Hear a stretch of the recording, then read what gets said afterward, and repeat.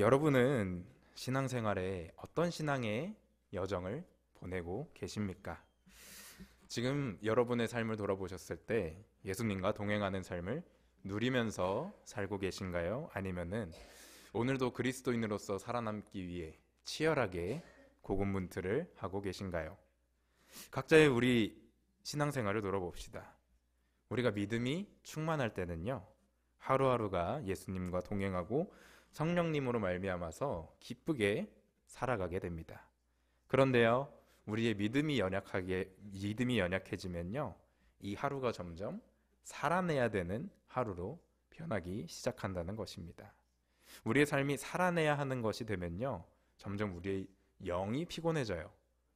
그러다 보니까 우리의 육도 무기력해지기 마련이라는 것입니다. 그러다가 다시 또 말씀 가운데, 예배 가운데 예수님이 나와 함께 하심을 깨닫고 그 사랑이 회복되면은 다시 주님과 동행하며 살아가게 되는 거죠. 약간 신앙의 딜레마, 우리 신앙의 사이클인 것 같아요. 그래서 우리는 이 신앙생활을 영적 전쟁이라고 부르기도 합니다. 우리의 매 순간의 삶이, 매 순간의 선택들이 하나님과 세상 사이에서 내리는 영적인 결과들로 이루어져 가는 것이죠. 그렇다면 우리는 이 선택을 내리는 순간들에 있어서 어떤 마음가짐으로 우리들의 신앙생활을 이어가야 하는 것일까요? 우리 오늘 함께 읽은 너무 유명한 우리 하나님의 전신갑주의 본문을 가지고 함께 나눌 때에 바울이 어떤 마음으로 지금 에베소인들을 권면하고 있는가 함께 살펴보면서 우리의 싸움의 대적은 누구인가, 경계해야 할 사람은 누구인가 먼저 알기를 소망합니다. 또 그들 앞에 우리가 어떻게 영적으로 대적해야 하는 것인가, 이 시간 다시 한번 마음에 새기는 시간 되기를 주님의 이름으로 축원합니다. 우리 에베소서 이름에서 알 수 있듯이 이 에베소서는요, 사도 바울이 에베소 교회에 쓴 편지였습니다. 그런데 이 에베소 교회는요, 고린도 교회랑 비슷한 지역이었어요. 영적으로 음란하고 실제로도 음란한 도시였습니다. 거기에 더불어서 이 에베소 교회 교인들에게는요, 이 유대인들이 찾아와서 예수 그리스도 이외에 더 우리가 무언가를 해야 한다. 율법을 더 강조하고요. 율법도 지켜야 되고 규례도 지켜야 되고 전통도 지켜야 되고 예수 그리스도 이외의 구원이 무언가 더 필요하다라는 이런 이단 사상을 전파하고 있던 때가 이 에베소 교회가 마주한 문제였다는 것입니다. 이런 문제들은요, 이 에베소 교회 성도들이 하나가 됨을 깨뜨렸고요, 또 교회의 성장을 방해했습니다. 뿐만 아니라요, 많은 이 거짓 교사들이 나타나면서 잘못된 가르침을 줬기 때문에 바울이 이 에베소서를 통해서 그들을 권면하고 있는 것입니다. 그래서 에베소서의 내용들을 살펴보면요, 결국 그리스도인은 무엇으로 말미암아 살아가야 할 것인가 바울이 강조하게 됩니다. 그리스도로 말미암아 살아가는 삶, 이거를 강조하고 있는 것이죠. 그리고 이 모든 에베소서의 말씀을 통해서 권면을 마친 바울이 오늘 이 하나님의 전신갑주라는 권면을 마지막으로 그 마무리 인사를 하고 있는 것입니다. 영적 전쟁에 대한 어떻게 보면 팁을 주고 있는 상황인 거죠. 옛말에 지피지기면 백전백승이라는 이야기가 있습니다. 무슨 뜻인지 다 아시죠? 적을 알고 나를 알면 백전백승이다. 그렇습니다. 우리는 먼저 우리가 싸우는 대상이 누구인지를 알아야 우리가 그 영적 전쟁에서 이길 수 있는 것입니다. 11절을 다시 한번 살펴볼까요? 무엇을 대적하기 위해 우리가 하나님의 전신갑주를 입어야 합니까? 사단의 마귀의 간계를 대적해야 한다는 것입니다. 대상이 확실하죠? 우리가 마귀 혹은 사탄이라는 존재를 대적하기 위해 하나님을 힘입어야 한대요. 그런데 다른 말로 하면은 우리가 하나님이 주시는 이 전신갑주로 말미암지 않고는 마귀를 대적할 수 없다는 것이죠. 우리가 예수님의 은혜를 입은 사람들로서 종종 우리 마귀 사탄이 아무것도 아닌 것처럼 여길 때가 있어요. 물론 예수님으로 말미암아 우리가 그를 대적한다면 아무것도 아닌 게 맞죠. 그런데 우리가 교만해져서 마치 우리가 마귀를 1대1로 중세시대 전쟁하는 것처럼 1대1로 대면해서 이길 수 있을 것 같은 착각을 하곤 합니다. 그런데요, 11절에 특별히 마귀의 관계라고 강조를 하고 있어요. 그래서 이 말의 원어를 살펴보면은 메도데이아스라는 단어인데 단순한 잔머리, 잔꾀, 그거를 넘어서서 음모에 준하는 치밀함을 가지고 있는 강한 어구라는 것입니다. 무슨 말이에요? 우리가 생각하는 것보다 사탄은 사실 조금 더 힘이 세다라는 것이죠. 우리가 성경을 읽으면서 익히 봐온 사탄의 속성들이 있습니다. 창세기를 살펴보면요, 3장 3절에서 4절에 하와를 꼬셔요. 그리고 마치 너희가 죽지 아니하리라 거짓을 진실인 것처럼 보이게 합니다. 마태복음 4장 6절에는요, 성경을 인용하는 척하면서 사실 그게 진실이 아닌데 입맛에 맞게 해석하도록 유도하고요. 고린도후서 11장 14절을 보면요, 마치 사탄 자신이 내가 광명의 천사다, 사람들을 속이는 거죠. 마귀라는 이 대적은요, 우리가 정신 차리지 않으면 그대로 당하게 되는 대적이라는 것입니다. 뿐만 아니라 이 사탄의 권세 아래에 있는 자들이 모두 우리가 마주하고 싸워나가야 할 영적 전쟁의 대상들이 된다는 것이죠. 이 싸움을 우리가 이겨낼 수 있을까요? 힘들겠죠? 언제 우리가 방심하게 되는지도 모르고 아마 당할 거예요. 이처럼 우리들의 적은요, 겉모술수가 뛰어난 사람은 아니겠죠. 뛰어난 존재들입니다. 그렇다면 이제 적을 알았으니까 우리가 누구인지 알아야겠죠. 우린 누구입니까? 먼저는 죄인이었고 이제는 그 구원의 은혜를 입은 사람들입니다. 우리 모두 죄된 본성을 가지고 있었는데 우리 전부 사탄의 권세 아래에 있던 사람들인데 하나님의 특별한 은혜로 예수님을 통해 구원을 받은 자들이라는 것입니다. 그래서 바울은요, 이 구원받은 자들을 향해서 13절의 말처럼 권면을 하고 있는 겁니다. 이 싸움을 싸워내기 위해서 하나님의 전신갑주를 취하라 라고 말이죠. 그렇다면 이 전신갑주, 이건 뭐를 이야기하고 있는 것인가? 이후 바울은 하나하나 세세하게 설명해 주기 시작합니다. 아마 저희의 상상력이 조금 동원돼야 할 것 같아요. 아마 그 시대의 군인의 모습을 한번 생각하면서 한번 차근차근 살펴봅시다. 14절을 먼저 살펴보면요, 두 가지 갑주가 나오고 있죠. 뭐뭐 나와 있죠? 진리의 허리띠, 의의 호심경이 나오고 있습니다. 당시 바울 시대를 생각하면은 로마 시대잖아요. 로마가 통치하고 있던 시대잖아요. 그래서 군인의 모습이 아마 그 시대의 로마 군인의 모습을 상정하고 바울이 이야기하고 있지 않겠나 생각을 해보는 겁니다. 그렇다면 그들의 갑옷의 역할이 무엇인지 우리가 살펴보면 이게 우리가 어떻게 받아들여야 되는지 알 수 있게 되는 것이죠. 먼저 허리띠의 역할을 살펴보면요, 지금도 우리가 흔히 생각하는 허리띠의 역할이 뭐예요? 옷이 흘러내리지 않도록 잡아주는 거잖아요. 당시에도 비슷했습니다. 이 갑옷들이 솔직히 거추장스럽잖아요. 무겁고 여기저기 걸치적거리는데 그게 그렇게 되지 않도록 꽉 조여주는, 옷 매무새를 단정하게 고정시켜주는 역할이었던 것입니다. 뿐만 아니라 당시에 다양한 상황들을 마주할 거 아니에요. 전쟁이다 보니까.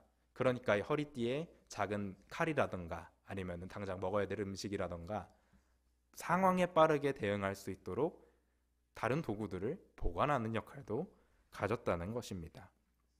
그리고 더 나아가서요, 우리가 이후에 나오는 이 호심경이라고 하는 말이 좀 어려운데 영어 표현을 보시면 breastplate라고 나와 있죠. 가슴바지예요. 가슴바지. 여기를 보호해 주는 건데 이 갑옷들이 제 자리에서 역할을 다할 수 있도록 고정시켜 주는 것이었다는 것입니다. 그래서 이 호심경과 허리띠를 살펴봤을 때 호심경도 우리가 가슴바지라 그래서 여기만 가릴 거라고 생각을 하는데 목부터 우리 허벅지까지 전반적인 상체를 다 가려주는 갑옷이더라라는 것입니다. 이 두 역할을 봤을 때 이 두 갑옷의 역할은 무엇일까요? 갑자기 퀴즈쇼가 됐죠? 이 갑옷들의 역할은 군인이 군인으로서 전쟁터에서 그 역할을 다 할 수 있게, 쓰러지지 않을 수 있도록 붙잡아주는 역할이라는 것입니다. 1차적으로 보호해주는 거죠. 더 나아가서는요, 허리띠를 꽉 매고 이거를 메고 있으니까 그 자세가 흐트러지지 않게 해준다는 것입니다. 진리의 허리띠와 의의 호심경을 붙이는, 그렇다면 우리들의 신앙생활의 모습은 어떤 것이겠습니까? 진리의 허리띠, 진리가 하나님의 복음의 진리이자 더 확장돼서는 우리가 가지고 있는 이 하나님의 말씀으로 나타나고 있습니다. 그래서 우리가 우리의 삶을, 영적인 부분들을 하나님의 말씀 안에서 꽉 붙들어 매고 우리가 안정된 자세로 서 있을 수 있게 되는 것입니다. 또 우리가 입게 되는 의라는 이 호심경 있잖아요. 가슴바지 있잖아요. 이거는 우리가 얻은 의는요, 원래 우리 게 아니었어요. 그런데 하나님께서 은혜로 우리에게 입혀주신 거란 말입니다. 그래서 이 의를 입은 사람으로서 그 역할을 다하기 위해서 우리가 서서 버틸 수 있도록 우리를 강하게 붙들어주는 것이 갑주들의 역할인 것입니다. 이렇게 자세를 바로 하고 올곧게 서 있는 상태에서 바울은 계속해서 어떤 신발을 신어야 할지 이야기하고 있습니다. 그런데 이 말씀을 현대인의 성경으로 보면요, 아주 클리어하게 어떤 신발인지 이야기하고 있습니다. 우리 15절 한번 띄워주시겠어요? 평화의 기쁜 소식을 전할 태세로 신발을 신고.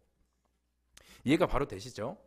복음을 전할 준비가 된 자의 발이라는 것입니다. 그리스도인이 되어야 하는 것은 신앙생활을 해나가는 데 있어서 우리의 발이, 우리의 발걸음이 복음을 전할 기쁨으로 무장되어 있지 않다면, 복음을 받아들인 평안에 누리고 있지 않다면 우리들의 발걸음은 험난해진다는 것입니다. 악한 세력과 영적 싸움에서 실족하지 않고 승리하기 위해서 이 평안이 필요하다는 것이죠. 하나님의 진리의 말씀을 동여매므로써 우리가 올곧게 서 있을 수 있기를 소망합니다. 또한 우리가 기쁨으로, 즐거움으로 우리의 삶 가운데 이 복음을 전하는 자의 발을 가질 수 있길 소망합니다. 이후 바울은요, 되게 중요한 접속사로 16절을 이어가고 있습니다. 세 번역으로 한번 볼까요? 이 모든 것에 더해서 믿음의 방패를 손에 드십시오. 이제 두 손이 비었잖아요.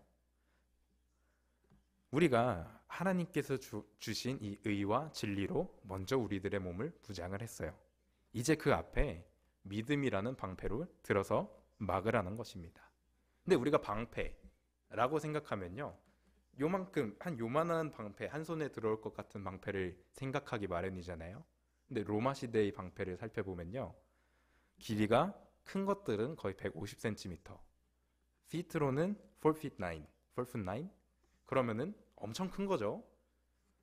이런 큰 방패를 들고 나아가라는 것입니다. 방패가 크니까 뭐예요? 들고 그 뒤에 조금 웅크리기만 해도 우리 몸이 다 보호가 된다는 것입니다. 믿음이라는 것이 우리 그리스도인들에게 그렇다는 거예요. 사단이 우리에게 계속 공격을 해요. 의심을 주고요, 관계에 어려움을 주고요, 삶에 어려움을 주고요.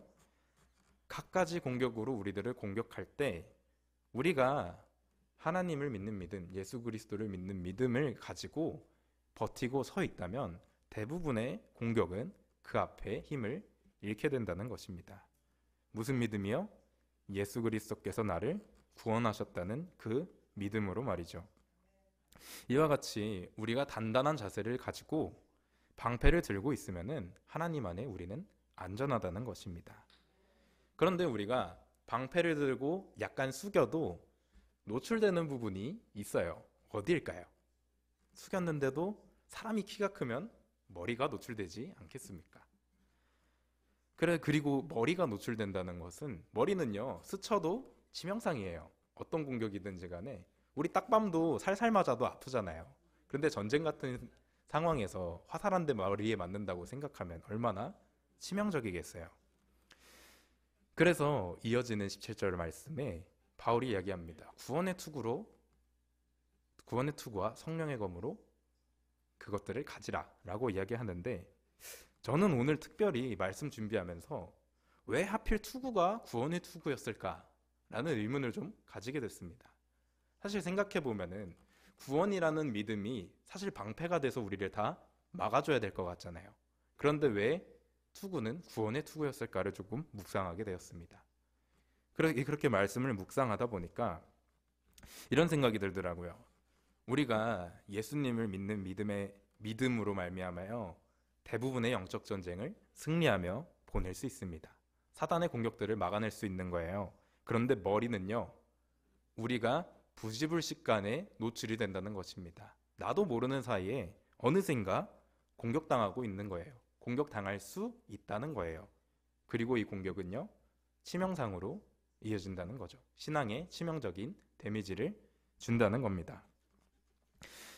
이렇게 생각하니까, 그렇다면 그리스도인들에게 가장 치명적인 영적 공격은 무엇일까 생각해 봤어요.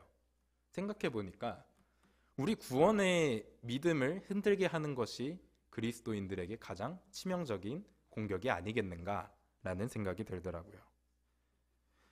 그런데 우리에게 주어진 이 구원이 어떤 구원입니까? 우리가 이 구원을 어떻게 얻게 된 것일까요?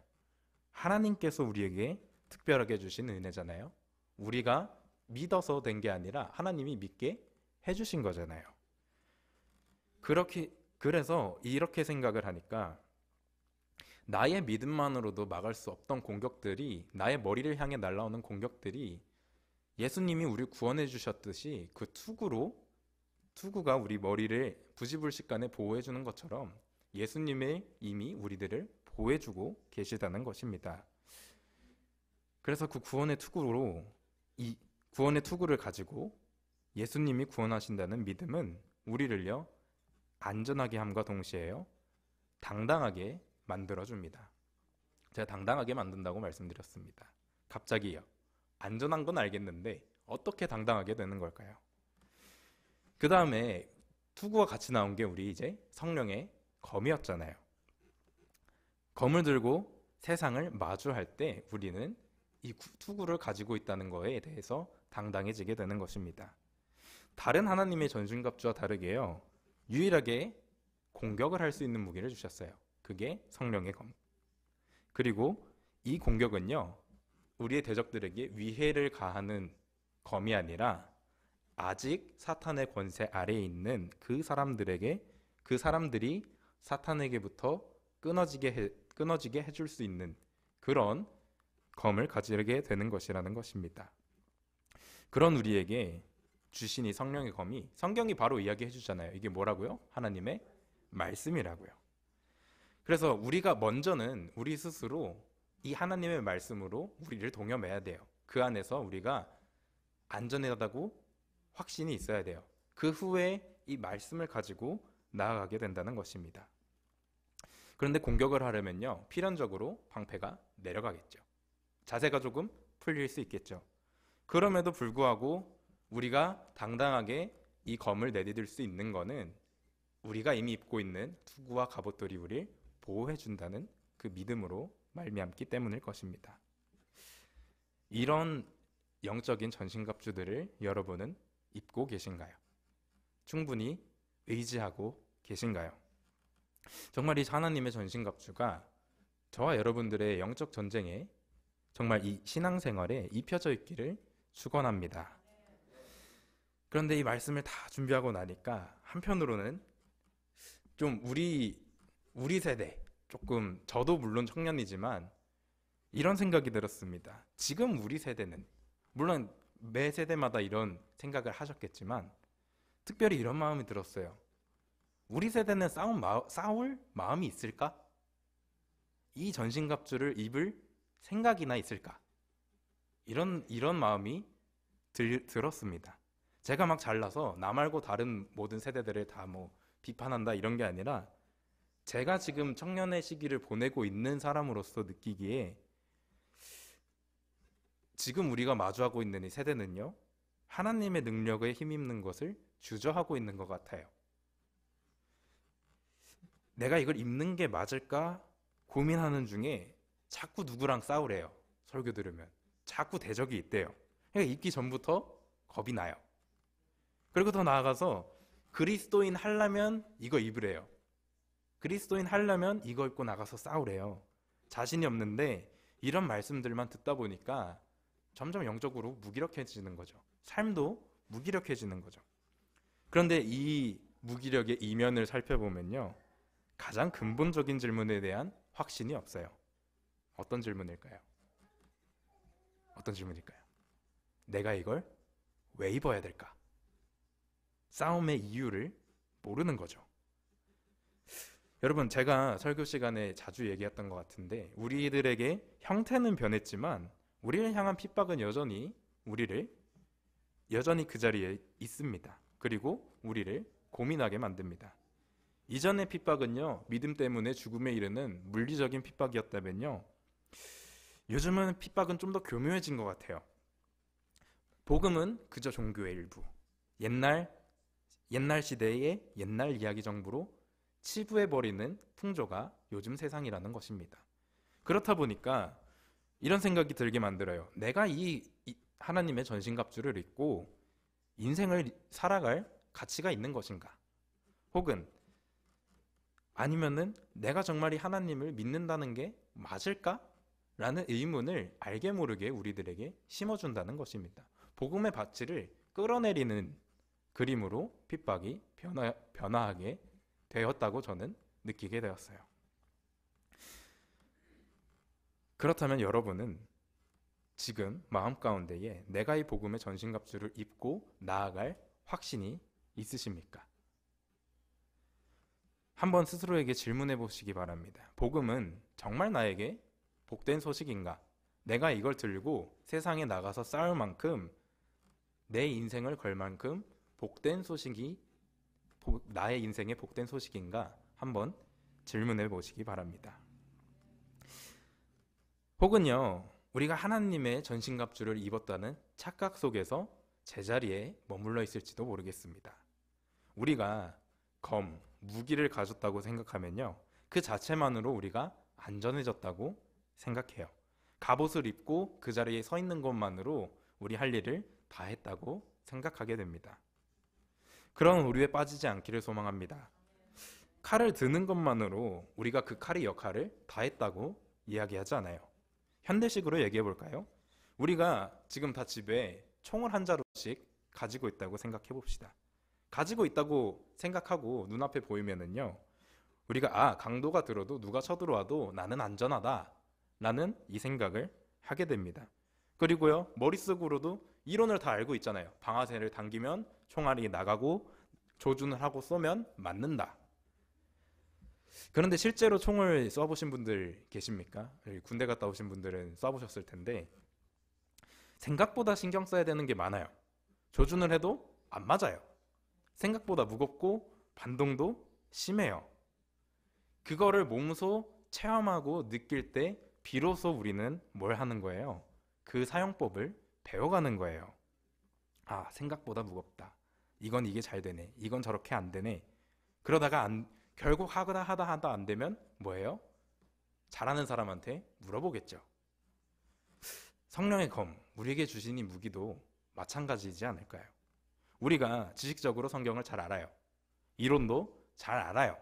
그런데 막상 이 말씀들을 내 삶에서 살아내려고 해본 적이 있으신가요? 절대 잘 안 돼요. 적용이 쉽지 않아요. 매 순간이 무엇이 하나님 안에서의 맞는 선택이고 아닌지 헷갈려요. 그럼 우린 뭐 해야 됩니까? 하나님께 물어봐야죠. 우리 18절 말씀 함께 다시 한번 읽도록 하겠습니다. 시작.